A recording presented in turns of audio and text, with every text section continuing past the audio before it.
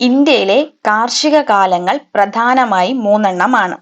ഇന്ത്യയിലെ കാർഷിക കാലങ്ങൾ ഖാരിഫ്, റാബി, സെയ്ദ്. ഇന്ത്യയിലെ പ്രധാനപ്പെട്ട കാർഷിക കാലങ്ങളിൽ ഒന്നായ ഖാരിഫ് വിളകളെ മൺസൂൺ വിളകൾ എന്നാണ് പൊതുവെ അറിയപ്പെടുന്നത്. ഖാരിഫ് വിളകളെ പൊതുവെ മൺസൂൺ വിളകൾ എന്ന പേരിൽ അറിയപ്പെടുന്നു. ഇവയുടെ കാലഘട്ടം വരുന്നത് ജൂൺ മുതൽ നവംബർ വരെയാണ്. ഖാരിഫ് വിളകളുടെ കാലഘട്ടം വരുന്നത് ജൂൺ മുതൽ നവംബർ വരെ. ജൂൺ മാസത്തിൽ വിളവിറക്കുകയും നവംബർ മാസത്തിൽ വിളവെടുക്കുകയും ചെയ്യുന്നു. ഖാരിഫ് വിളകൾ ജൂൺ മാസത്തിൽ വിളവിറക്കുകയും നവംബർ മാസത്തിൽ വിളവെടുക്കുകയും ചെയ്യുന്നു. പ്രധാനപ്പെട്ട ഖാരിഫ് വിളകളാണ് പരുത്തി, നിലക്കടല, ചണം, എള്ള്, നെല്ല്, കരിമ്പ്, ചോളം, റാഗി, ജോവർ. പ്രധാനപ്പെട്ട ഖാരിഫ് വിളകളാണ് പരുത്തി, നിലക്കടല, ചണം, എള്ള്, നെല്ല്, കരിമ്പ്, ചോളം, റാഗി, ജോവർ. അടുത്ത പ്രധാനപ്പെട്ട കാലമായ റാബി വിളകളെ കുറിച്ച് നോക്കാം.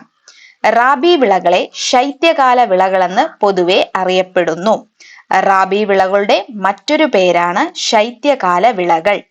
നവംബർ മുതൽ മാർച്ച് വരെയാണ് റാബി വിളകളുടെ കാലഘട്ടം. നവംബർ മാസത്തിൽ വിളവിറക്കുകയും മാർച്ച് മാസത്തിൽ വിളവെടുക്കുകയും ചെയ്യുന്നു. റാബി വിളകളുടെ കാലഘട്ടം നവംബർ മുതൽ മാർച്ച് വരെ. പ്രധാനപ്പെട്ട റാബി വിളകളാണ് ഗോതമ്പ്, പുകയില, ബാർലി, കടുക്.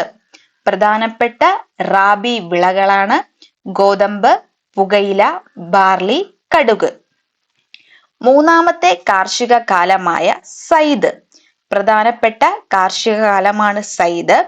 സൈദ് വിളകളെ വേനൽക്കാല വിളകളെന്ന് അറിയപ്പെടുന്നു. സൈദ് കാലങ്ങളെ വേനൽക്കാല വിളകളെന്ന് അറിയപ്പെടുന്നു.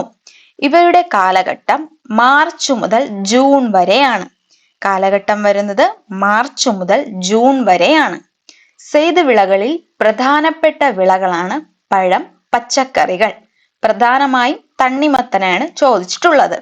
പ്രധാനമായും 3 കാർഷിക കാലങ്ങൾ ഖാരിഫ്, റാബി, സെയ്ദ്. Thank U.